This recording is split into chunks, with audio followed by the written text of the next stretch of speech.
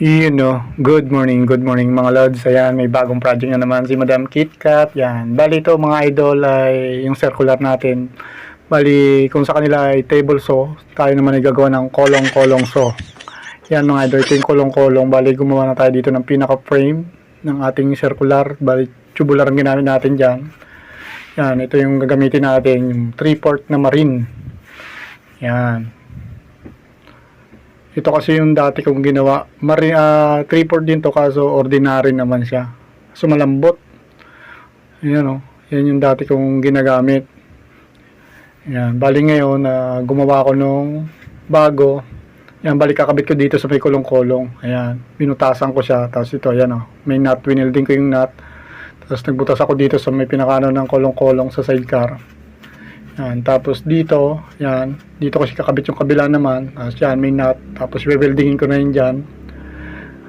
Yan, tapos ito yung pinaka flat bar. Yan. Bali, fast forward na tayo dito mga idol. Yan, winelding ko na siya dito. Yan o. Ang wiweldingin nyo lang doon mga idol ay nut. Yan, para makuha yung pinaka tornilyo niya mga lods. Yan. Para pwede nating tanggalin yan. Pag halimbawa may deliver, pwede natin tanggalin. Yan, ito yung butas. Ayan, sasakto lang natin yan. Tapos ito tornilyo. Yan, para di kalas siya. Kasi may gagawin tayong cabinet mga idol. Kaya ako ginawa to para tuloy-tuloy yung paggayat ng plywood. Yan. Dito naman sa kabila, ito yung tornilyo niya mga lods. Ayan. Sisentro nyo lang yan sa butas. Dahil winelding natin yung nut niyan dun sa loob, kaya kakapit yan mga idol. Yan. Bali, G's yan mga idol.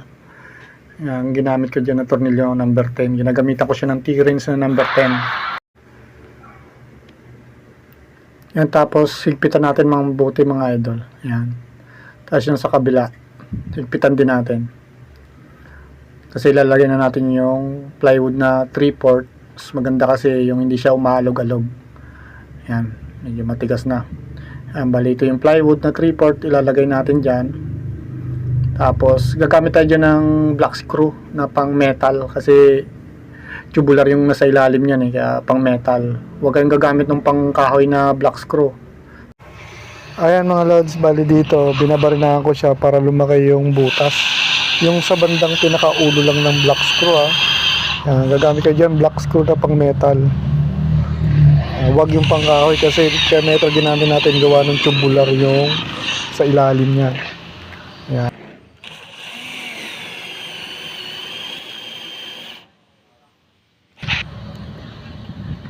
Ayan, bali ginamitan natin dito ng black screw mga idol.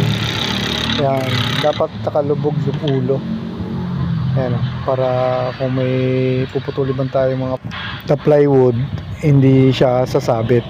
Kaya dapat naka-bound ko din pa pinakaulo niya mga lods.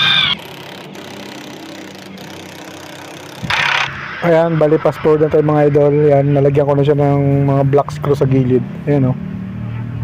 Dahil natapos na natin yan mga lods, bali kakabitan natin tong circular na to sa ilalim niya. Ayan. Dahil kakabit na natin yung circular, syempre tatanggalin natin yung tornilyo muna mga idol. Ayan, dito sa kabila tatanggalin natin yan. Dalawa lang naman yan mga lods Ayan, pati dito tanggalin din natin yan. Ngayon babalik na rin natin yung ating plywood. Ito, babalik na rin natin kasi ilalagay natin dyan yung circular. Balik lang natin muna yung tornilyo na yan. Ayan, balik na rin natin to. Yan, tapos ikakabit natin dyan ang circular. Ay mga idol, bali hindi ko na pinakita kasi nag-welding ako. Walang kakapit ng cellphone. Ayan, bali nag-welding tayo ng tubular kabilaan. Inipit natin yan. Tapos may flat bar yan. Hindi ko na napakita dito doon sa may gilid yan para hindi siya malaglag tong ating circular. Wineldingan ko na. Dito kasi hindi ko na siya napakita. Ayan siya mga idol. Bali, babalik ulit natin sa dati. Ayan. Tapos dito mga idol, bali nag-wirings tayo. Ayan, ito yung outlet, tapos ito yung switch. Ayan, switch. Tapos ito yung pinaka-plug niya mga idol. Ayan. Siyempre pag may extension kayo, ayan, sasaksak nyo to. Tapos ito naman yung plug ng circular. Ayan. Sa ilalim yan mga idol. Dito yan nakasaksak. Ayan. Tapos ito naman plug yan sa outlet, sa may extension. Tapos ito yung switch. Ayan. Ayan mga idol, fast forward na tayo. Testing natin.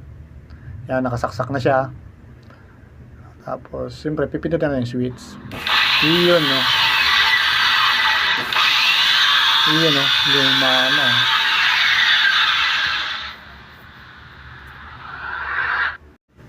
Ayan, tapos, siyempre, lalagyan din natin yung pinaka-starter niya mga idol. Ayan, dahil fast forward na tayo mga idol. Testing tayo ng ito, gagayo tayo. Iyon, no? Ayan, mga idol. Okay naman. Balipat tayong muna. Ayan mga loads, bali hanggang dito na lang. Maraming salamat. Ingat po tayo palagi mga idol.